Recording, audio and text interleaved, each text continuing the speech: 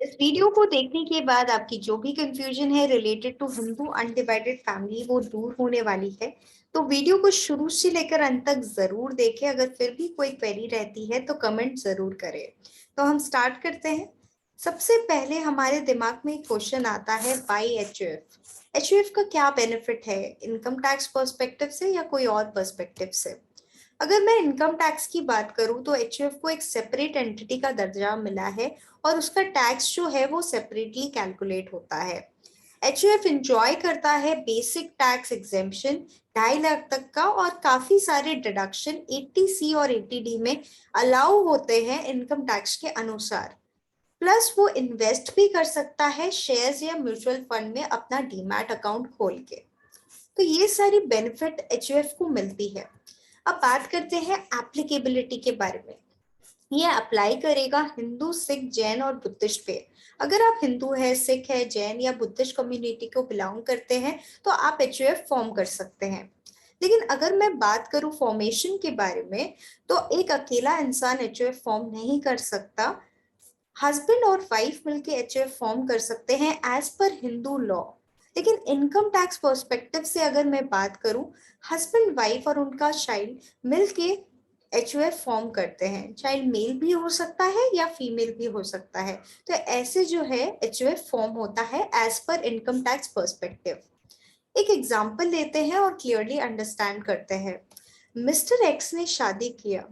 शादी के बाद उनको सन हुआ और डॉटर हुआ। सन ने फिर शादी की और उनका फिर बच्चा हुआ, एक बेटा और एक बेटी, और बेटे ने वापस शादी की। तो ये सारे जो है 4 पीढ़ियों तक मिस्टर एक्स के एचयूएफ के पार्ट माने गए हैं। तो male lenient descendant from a common ancestor and include their wife and daughter, मतलब wife, daughter, daughter in law mister x के एचयूएफ के पार्ट माने गए हैं। 4 पीढ़ियों तक, मतलब 4 जनरेशन तक माने गए हैं। अब मैंने किसी को ब्लू हाईलाइट किया है, किसी को मैंने ग्रीन हाईलाइट किया है और किसी को रेड हाईलाइट किया है। जो ब्लू हाईलाइट किया है वो मिस्टर एक्स को किया है। वो कर्ता माने गए हैं अपने एचयूएफ के। कर्ता का मतलब क्या होता है?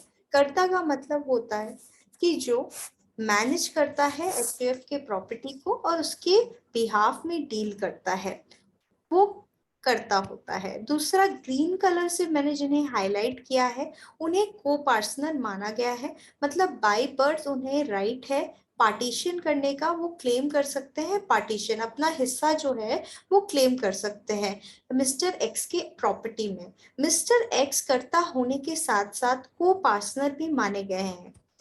अब जो रेड हाइलाइटेड मेंबर्स माने गए हैं, जिनको पार्टीशन का हक नहीं है बल्कि वो अपना मेंटेनेंस जो है वो क्लेम कर सकते हैं। मतलब वाइफ, डॉटर इन लॉ जो है उनको पार्टीशन का हक नहीं है।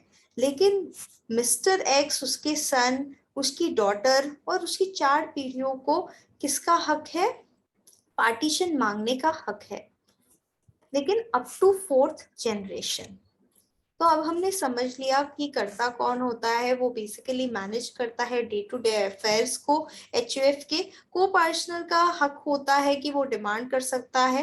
अगर कर्ता का डेथ हो जाए तो उस केस में सीनियर मोस्ट मेंबर जो है वो को पार्टनर कहलाएगा, चाहे वो फीमेल हो या मेल हो। लेकिन वाइफ जो है वो को पार्टनर जो है नहीं बन सकती। वाइफ मेंबर हो सकती है, डॉटर इन लॉ जो है वो मेंबर हो सकती है एचयूएफ की। नेक्स्ट हम बात करते हैं formation of HUF income tax के अनुसार। एचयूएफ के लिए एटलीस्ट 2 को-पार्टनर जरूरी है। मतलब हस्बैंड वाइफ मिलके as per income tax act HUF create नहीं कर सकते। चाइल्ड होना जरूरी है।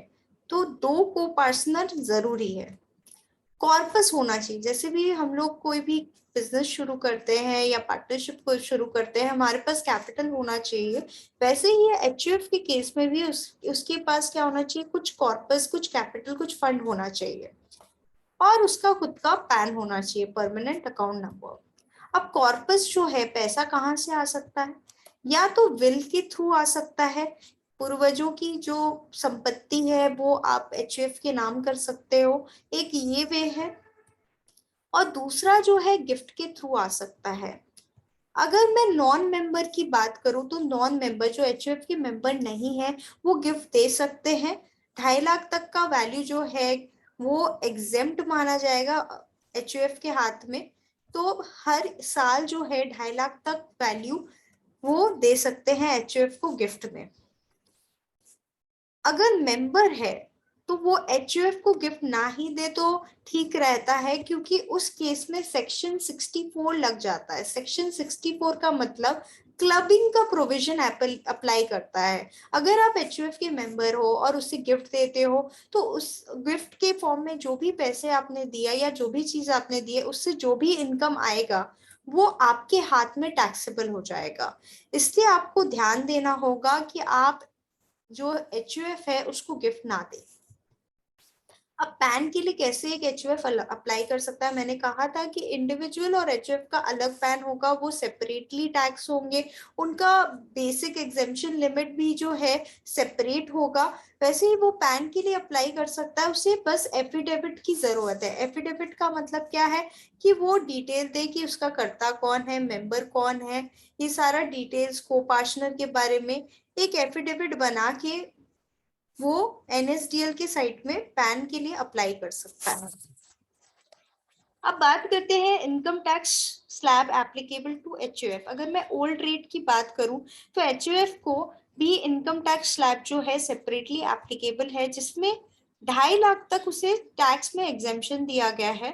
अगर 2.5 लाख से इनकम एक्सीड करता है 5 लाख तक तो 5% लगेगा टैक्स 2.5 लाख पे। जितना भी एक्सीड कर रहा है 5 लाख तक उस पर 5% टैक्स लगेगा। और 5 लाख एक्सीड करता है लेकिन 10 लाख एक्सीड नहीं कर रहा है तो 12,500 plus 20% of the amount by which the total income exceed 5 lakh, मतलब जितना भी 5 लाख से ज्यादा एक्सीड कर रहा है 20% और टैक्स देना पड़ेगा।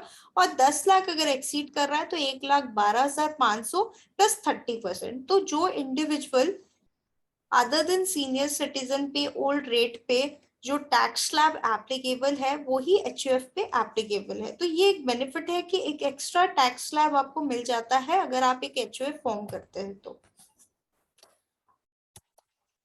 अब मैंने एक एग्जाम्पल से एक्सप्लेन करने की कोशिश की है ताकि आपको और क्लैरिटी मिले।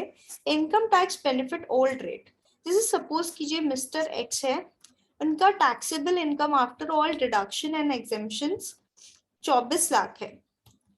और इनका rental income from ancestral property, जो भी एंसेस्ट्रल प्रॉपर्टी अगर मिस्टर एक्स के नाम पे की गई है तो मिस्टर एक्स को टैक्स पे करना पड़ेगा। तो 8 लाख आफ्टर जो भी डिडक्शन वगैरह है, स्टैंडर्ड डिडक्शन वगैरह, उनका 8 लाख जो है वो रेंटल इनकम है। अब टैक्स उनको कितना के हिसाब से पे करना पड़ेगा, 30% के हिसाब से पे करना पड़ेगा।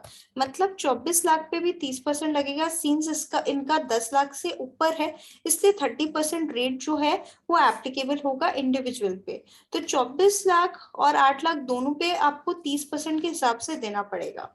अगर मिसेस एक्स के नाम पे प्रॉपर्टी है तो उनके अगर टैक्सेबल इनकम 15 लाख है, मतलब 10 लाख से ऊपर है, तो 30% वाला स्लैब उनपे एप्लीकेबल है आफ्टर ऑल डिडक्शन वगैरह।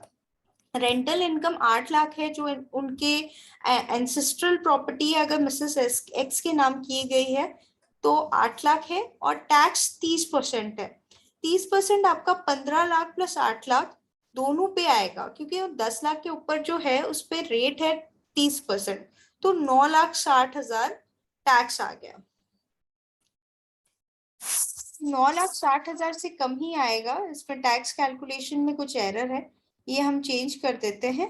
15 लाख और 8 लाख पे अगर मैं एक्सेल में कैलकुलेट करके आपको दिखाऊं